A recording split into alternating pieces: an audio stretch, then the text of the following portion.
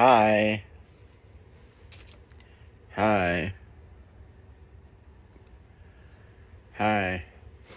So, I had this dream last night, and it was like one of those dreams where there's sex or something like that in it. And, it was. Here's what happened. There's some woman, who was like in her 20s, but she was small.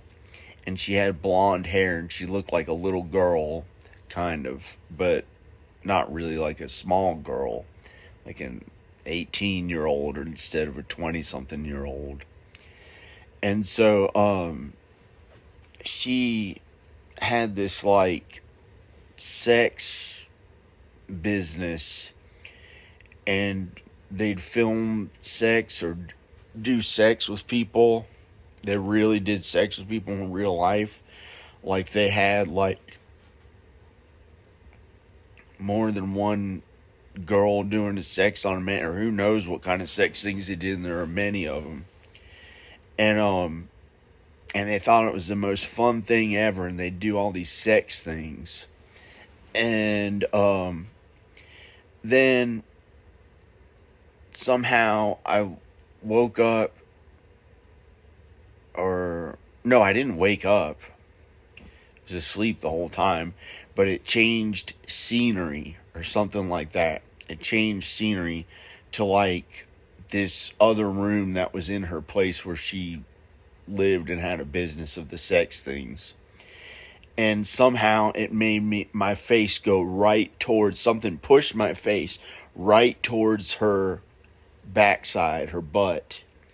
And it looked like there were all these, it was like her, sorry, pretend like this is her butthole, like right here. Or pretend like that is her butthole. And it was like that was one cheek and that was the other cheek or whatever. And there are all these little tiny bumps on it going towards her butthole area. And my face was pushed right up towards it, and I didn't want to go near it because it had those bumps on it. It had those bumps on it, and they pushed my face right towards it. And then as I got really close, it looked like the bumps weren't bumps at all. It was where she had shaved her actual her butthole and around all her butt, and these little hairs grew in, but she was like a little hairy compared to a little blonde woman. She was a little hairy compared to a little blonde woman, but not that hairy. And I could still tell she was like a little blonde girl looking woman.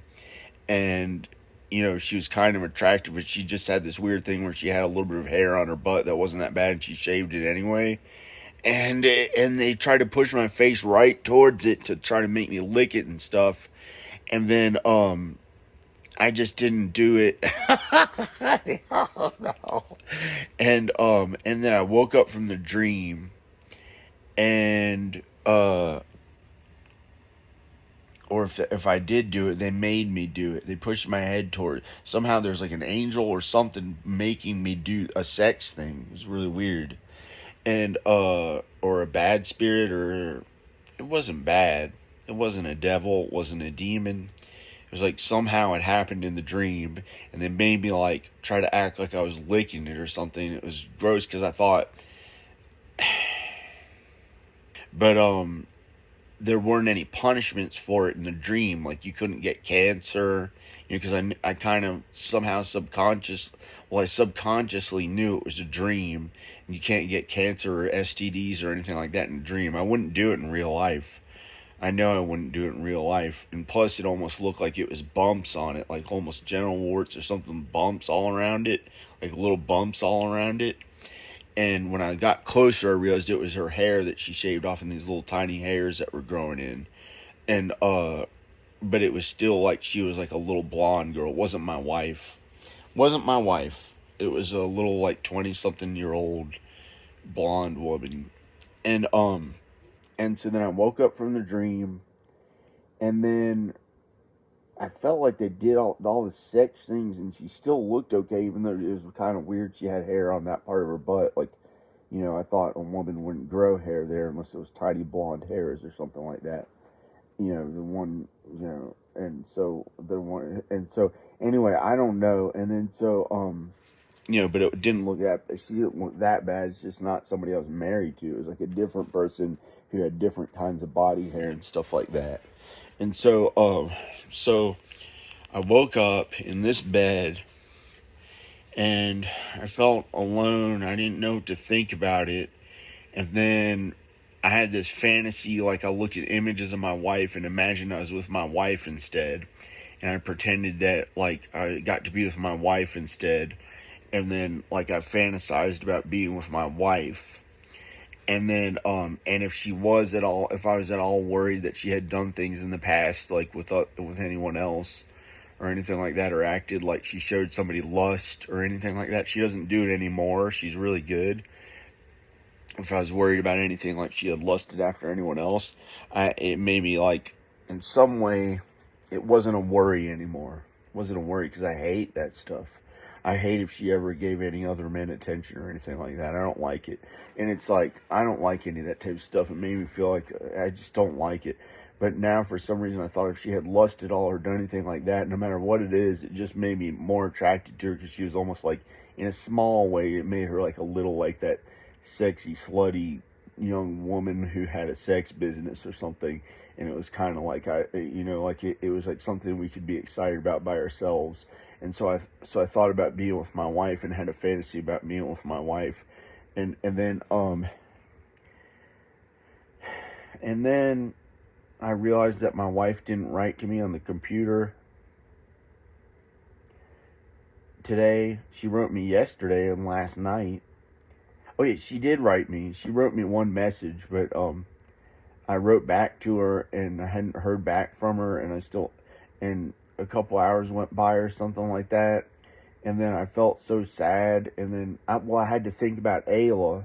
I had to think about Ayla and write to Danica and say that I hope Ayla's okay. Is she eating well? I got worried that she may not be, and then so now Danica got the message and she's eating okay now, and they're okay, and I had some worries and had to do other things and like write to her and make sure the kids are okay and her are okay and stuff, and then, it just wasn't easy, and she wasn't there for me in real life to hug and be with, and I didn't get to hug Ayla, and I didn't get, no! Please don't hurt her, and so I didn't get to be with all of them, and so it didn't really feel that great, and I started to cry. I felt sad, and I started to cry. Here's what my arm looks like.